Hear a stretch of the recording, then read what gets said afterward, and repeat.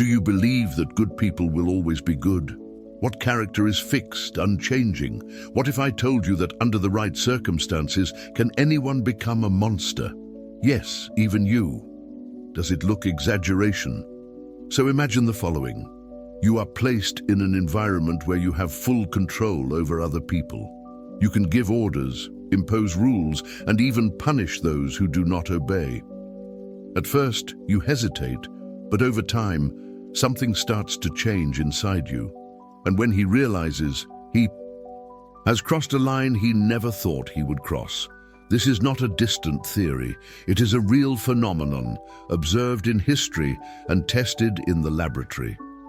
Psychologist Philip Zimbardo has studied just that and called the Lucifer Effect, a phenomenon that reveals how ordinary people can become evil agents when placed under certain conditions. And the scariest question is not, why do some people do evil? The scariest question is, what would you make you cross this line?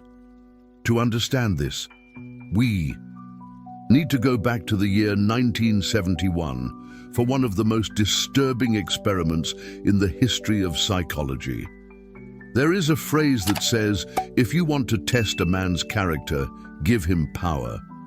Throughout history, we see this pattern repeat yourself countless times. Leaders who started with good intentions and eventually became oppressive. Ordinary people who, when assuming positions of authority, became cruel and merciless.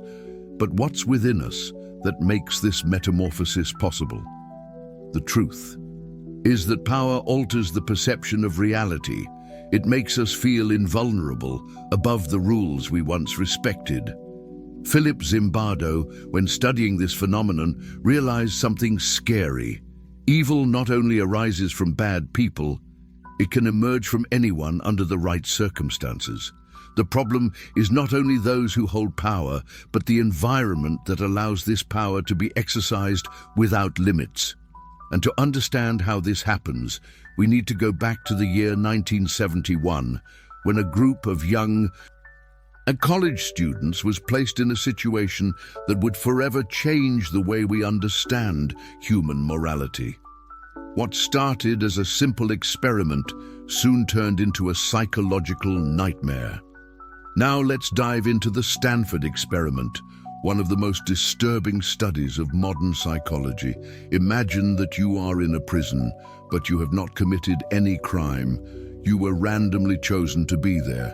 Your name was withdrawn. Now you are just a number. On the other hand, a group of ordinary people receive guard uniforms. They are not criminals either. They are just volunteers, just like you. At first, it looks like a game, but within hours, the rules begin to change. This is exactly what happened in 1971, in the basement of Stanford University, where psychologist Philip Zimbardo led one of the most disturbing experiments of modern psychology. The goal was simple: to find out how power affects human behavior. Zimbardo brought together 24 university students, all mentally healthy and without a history of violence, and divided them into two groups at random: prisoners and guards. The prisoners were forced to wear uniforms, called only by numbers, and began to live in makeshift cells. The guards, on the other hand, received mirrored sunglasses and total authority to maintain order in prison. Zimbardo wanted to observe how people would react to this environment. He hoped there was some discomfort at first, but nothing could prepare him for what was coming. In the beginning, everything seemed under control, but in less than 48 hours, participants' behavior began to change radically. The guards, once ordinary and polite boys, began to act aggressively. They imposed severe punishments, deprived the prisoners of food and sleep, and forced them to perform humiliating tasks. The worst, none of them were forced to do this. They were just playing a role. But as the days passed, this joke began to seem real. The guards became increasingly sadistic, while the prisoners, without reaction power, began to accept submission. In less than a week, some prisoners had emotional collapses and were removed from the experiment. What should last 14 days was interrupted in only 6, and Zimbardo noticed something terrible. Even he had lost himself in the experiment. As a prison superintendent, he failed to see participants as volunteers and began to treat them as true prisoners. It was only when a doctoral student, Christina Maslach, entered the basement and was horrified by what she saw that Zimbardo realized that the experiment needed to be interrupted immediately, but the question that was left was, how did this happen so fast? The answer was in the very concept that Zimbardo developed, the Lucifer Effect.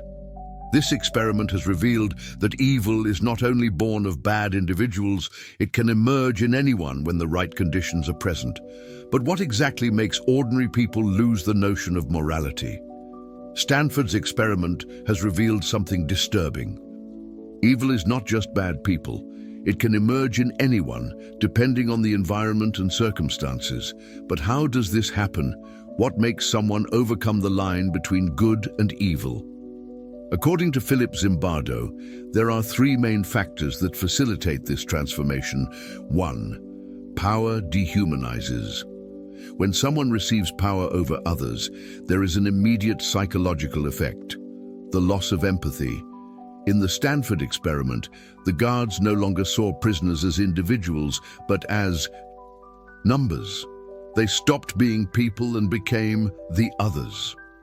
This is something that has always happened in history, in wars, in authoritarian regimes, in any situation where one group is placed above another. Dehumanization allows atrocities to be committed without guilt. 2. The diffusion of responsibility. Another factor that facilitates the emergence of evil is when people feel they are not responsible for their actions. In the experiment, the guards did not see each other as aggressors, just as people fulfilling orders. This phenomenon explains why so many crimes are committed in groups. When no one feels totally responsible, the moral limit dissolves. This is why crowds can become violent quickly, and because in certain political regimes people say, "I was just following orders." 3. The power of the environment. Zimbardo has always said that the environment shapes behavior much more than we like to admit. In the Stanford experiment, the simple change of context, a basement, transformed into prison, made ordinary students take over oppressive and oppressed papers in a matter of days. This means that under the right conditions, anyone can drastically change their morality and sense of identity. But this leads us to an even more uncomfortable question. If evil can emerge in any of us, is there a way to resist it? The Lucifer Effect teaches us an uncomfortable truth. No one is immune to the corruption of power. Good people can cross the morality line not because they were born bad, but because they were shaped by the right environment for evil to emerge in them. Does this mean that evil is within us all, waiting for only the right circumstances to appear? Not necessarily. Stanford's experiment shows us the darkest side of human nature, but also gives us a valuable tool, knowledge. Knowing that we are influenced by the environment gives us a chance to consciously resist these forces. Zimbardo believed that the only way to avoid falling into the Lucifer effect is to cultivate what he called everyday heroism. Small daily attitudes that challenge injustice and dehumanization around us. And now, I want to know your opinion. Do you believe you would resist power? Or do you think, at the end, anyone could turn into a monster? Leave your comment below and share your view of the Stanford experiment. If this video made you reflect, share it with someone who should also know this story. And for more content about psychology, philosophy, and human behavior, subscribe to the channel and activate the bell so as not to lose the next videos.